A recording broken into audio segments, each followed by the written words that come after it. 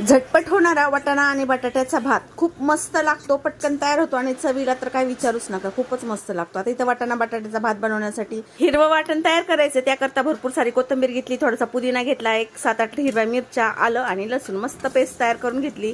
कापून घेतलेला बटाटा मस्त गोल्डन कलर येईपर्यंत फ्राय करून घेतला। अशा पद्धतीने बटाटा फ्राय करून भातामध्ये टाकला ना, खूप भाताची टेस्ट भारी लागते।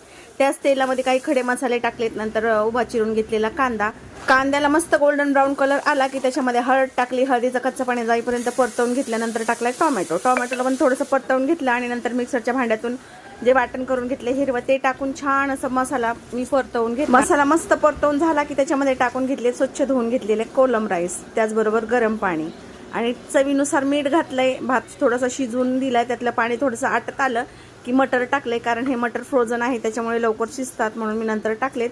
झाकण ठेवून मस्त पुलाव बघा इथं शिजवून घेतलाय, मोकळा सळसळीत आणि